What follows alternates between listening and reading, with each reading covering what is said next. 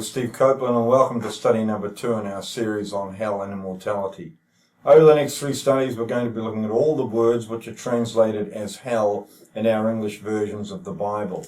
In this particular study, we're going to be looking at the place which is called Sheol, or Hades in Greek. It's very important for us to understand the differences and the meanings of these words. Jesus spoke about a place of suffering, and he always used the word Hades when he spoke about this place. And also when he spoke of Gehenna, he was always speaking of absolute destruction. So in order to start to put together a framework about understanding about hell, we need to understand the differences in these words. So, if you haven't watched the introductory video or the first study on the topic of immortality, please do so. Otherwise, you may well misunderstand some of the most important points. So let's look at this word Sheol. This word is translated as hell in the Old Testament, and it's translated as the word Hades in Greek. They are the same place, Hades and Sheol. In the earliest writings of the Bible, Sheol simply seems to mean a grave. In David and Solomon's writings, for example, it means a place where the soul is. Let's look at a few examples of this.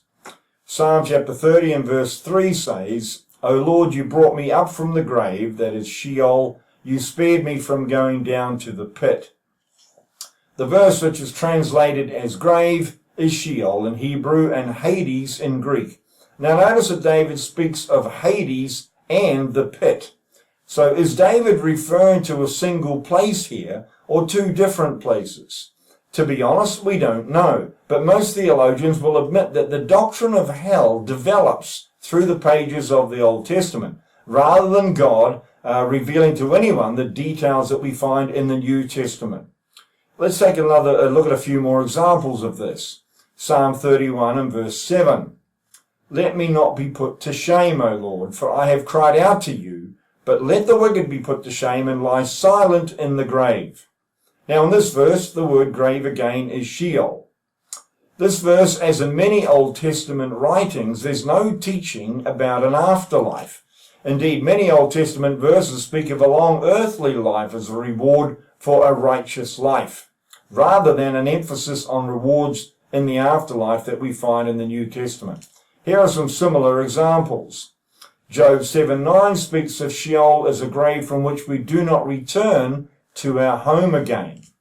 And in Psalm 6 and verse 5, speaking to God, it says that no one remembers you when he is dead. Who praises you from Sheol? In the early Psalms, generally speaking, the idea is that the wicked may die early and go to the grave, whereas the righteous will live a long life. Psalm 23, however, is an exception to this, as it speaks about the valley of the shadow of death and dwelling in the house of the Lord forever. When we get to the Proverbs, we start to see a more developed idea about hell. For example, Proverbs 7:27 speaking about an adulteress, says this, "Her house is a highway to the grave, leading down to the chambers of death." Now Solomon seems to be talking about 2 different places here. One is Sheol, the grave, and the other is a place of death.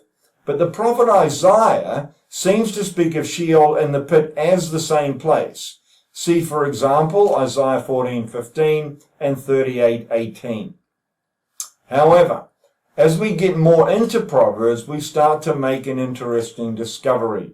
For example, Proverbs chapter 15, verses 9 to 11 says this, "The Lord detests the way of the wicked, but he loves those who pursue righteousness. Stern discipline awaits him who leads the path. He who hates correction will die.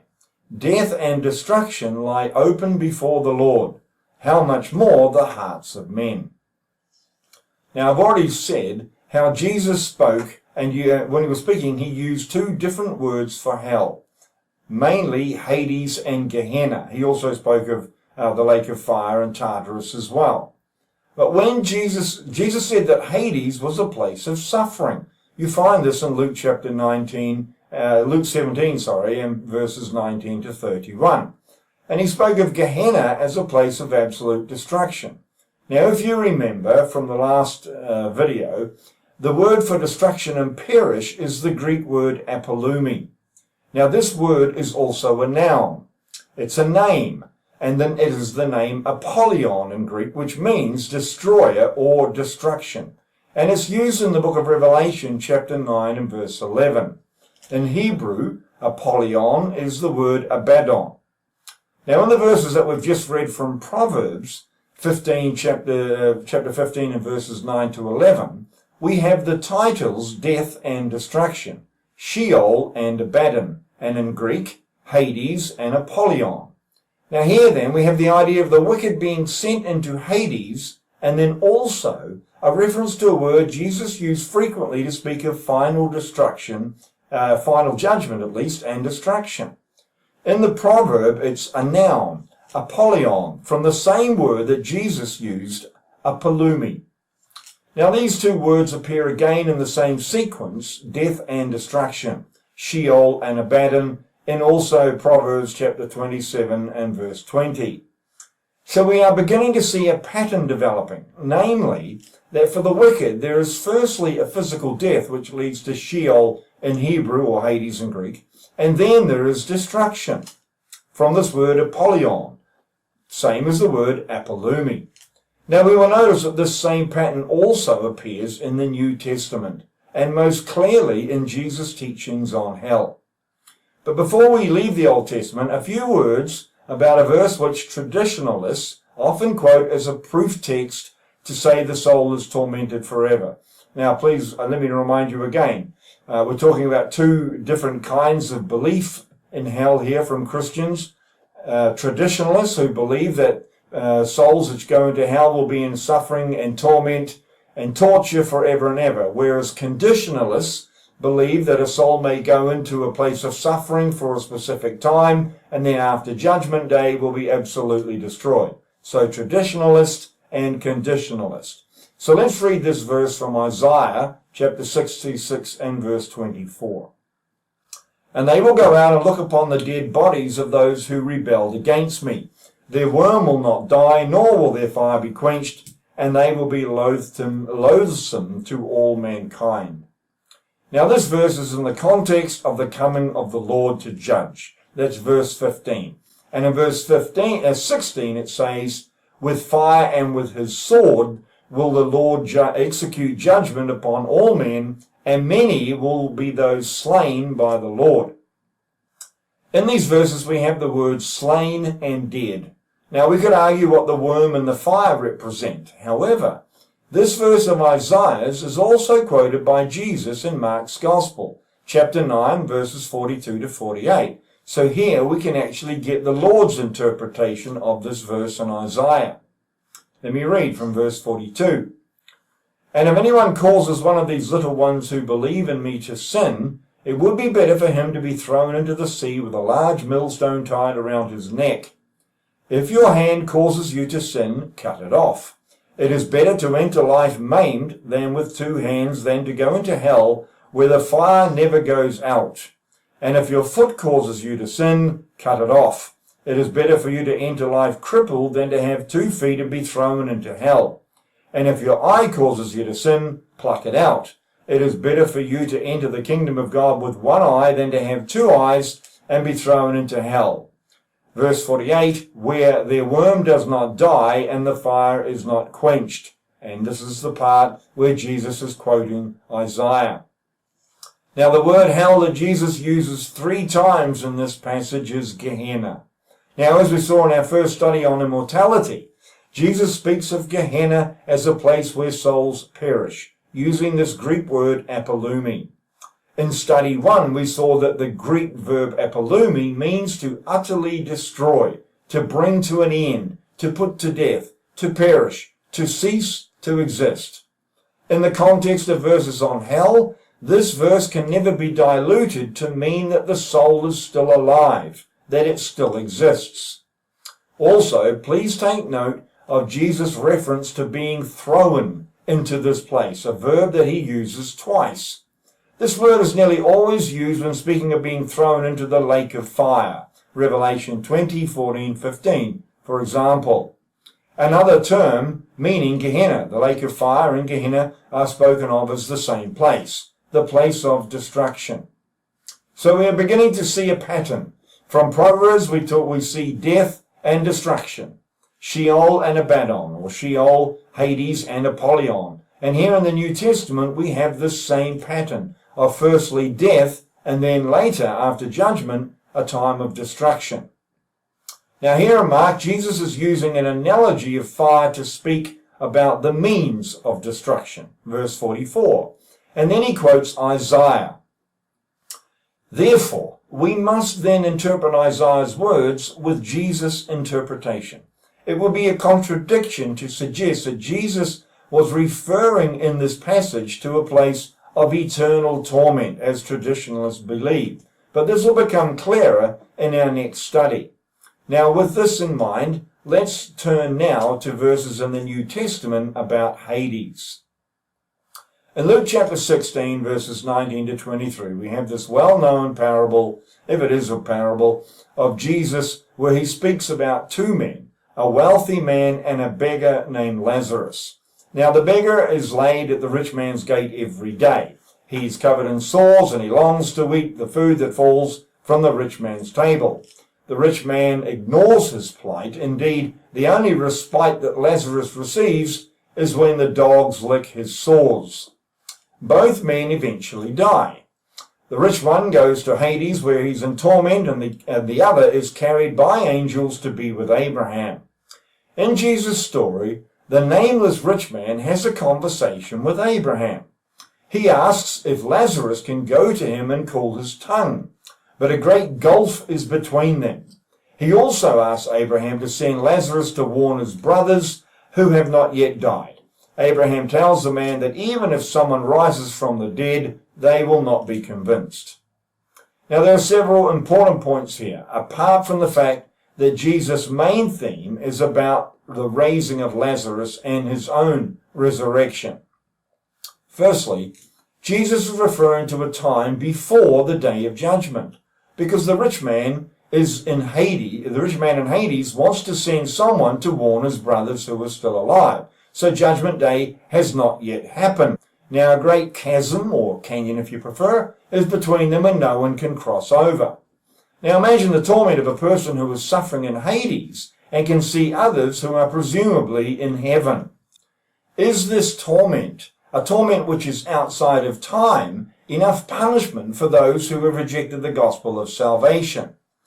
How long must forever last? Or is God in his mercy allowed to resurrect these people, unite them with their bodies, show them perfect justice, and then destroy them? Thirdly, we must remember that this is a parable, and it's not Jesus giving us a specific doctrine about hell. Jesus' purpose here is to warn us. He uses symbolism to make a point, and his main point is at the end, that even if someone raises from the dead, they will not be convinced. Jesus is speaking both of his raising of Lazarus and himself here. In Matthew chapter 11, verses 23 to 24, we have a similar message. Jesus is speaking of the annihilation of several cities. Because these people did not repent, Jesus tells them that they will go down to Hades. The Lord then speaks of the day of judgment coming after this. This sequence is consistent with Jesus' teaching, and it's very important as it shows us that suffering is a place Hades is a place of suffering which comes before Judgment Day. Therefore, we can ask this question: is Hades the final destruction of unbelievers, or a place of eternal suffering, a suffering which is outside of time until the day of judgment? Now, the answer to that question may well be answered in the book of Revelation, and in seeing what Jesus said about Gehenna, the lake of fire. For example, the book of Revelation has the most in the New Testament to say about this place called Hades. In chapter 1, verse 18, Jesus says he holds the keys to death and Hades. And in Revelation chapter 20, we are given a detailed description of the sequence of events at the time of the great and final judgment, which is also called the Day of the Lord. Verse 12 tells us that all of the dead, great and small, stand before the throne of God and books are opened. And these are the records of our lives. And then in verses 13 to 15, this is still in chapter 20, we're told this. The sea gave up the dead that were in it, and death and Hades gave up the dead that were in them. And each person was judged according to what he had done. Then death and Hades were thrown into the lake of fire. The lake of fire is the second death. If anyone's name was not found written in the book of life, he was thrown into the lake of fire. Now, as we've said before, in Acts chapter 24 and verse 15, we are told that there will be a resurrection of both the righteous and the wicked. Now, most scholars would agree that the passage here in Revelation is speaking of this particular event which happens at the time of the Great Judgment. All of those who were suffering in Hades are brought before the throne of Jesus Christ and judged according to what they had done. But what happens to this place called Hades?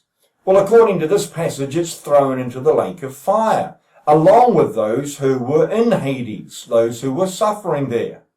A Revelation calls this the second death, and it powerfully echoes Jesus' words of warning in Matthew chapter 10 and verse 28, a verse we've spoken of many times in these studies, where he says, "Do not be afraid of those who kill the body but cannot kill the soul. Rather, be afraid of the one who can destroy both body and soul in hell."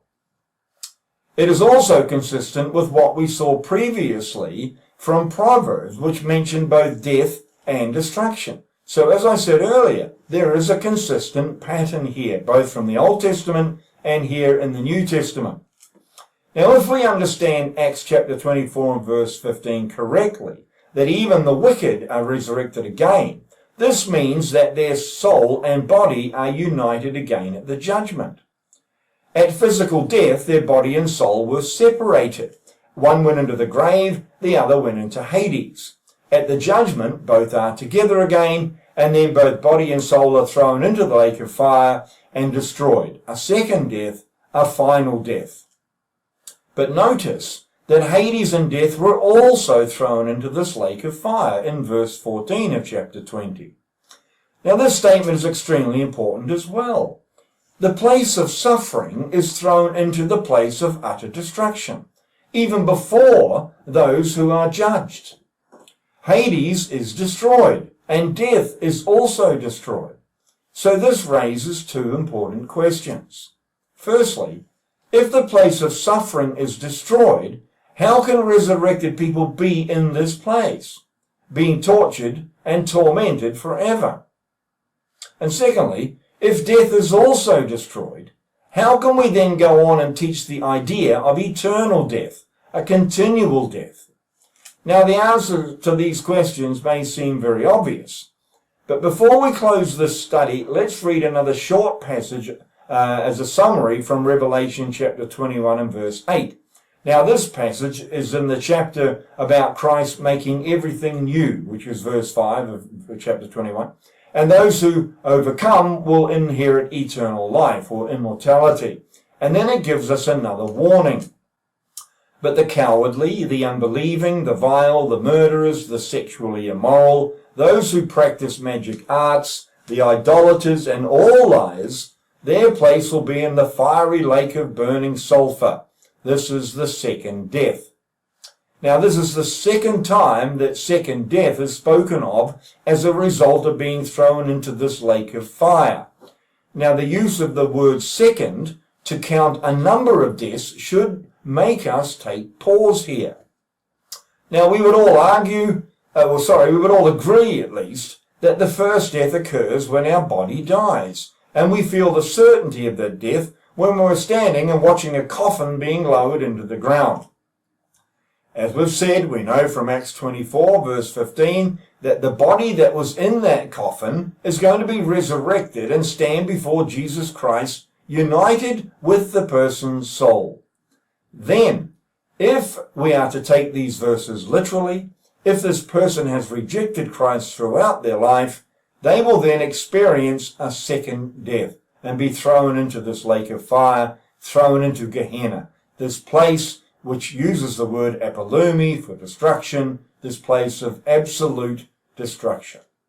Now, we could argue that the first death did not annihilate the person because the soul survived, and that the second death doesn't either. However, Jesus said he talked about destroying both body and soul, Matthew 10:28, and it seems to me that he was warning about this second death. The fact that it is called a second death rather than a continual or eternal death seems to warn about a finality, a death to the soul, which is as destructive as the first death was to the body. The Bible never ever talks about multiple resurrections of our bodies, and it never speaks of the resurrection of the soul. If the second death is not final and absolute, then we may have to create a doctrine of multiple bodily resurrections and continual resurrections of the soul for all eternity, in order to please the traditionalists. In fact, this is exactly what the Roman Catholic doctrine of eternal death does. And this doctrine, sadly, has been adopted by traditionalists. However, before we make conclusions, we must look at the word Gehenna, which Jesus used mostly to talk about hell. And we're going to do this in our next study.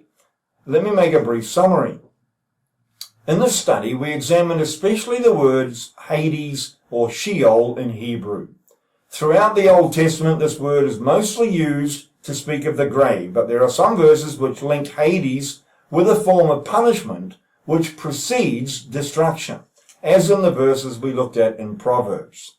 In the New Testament, Jesus spoke of Hades as a place of suffering, both in the analogy of the rich man and Lazarus and in his condemnation of the residents of several unbelieving cities. In the book of Revelation, we're told that Hades will be thrown into the lake of fire along with death.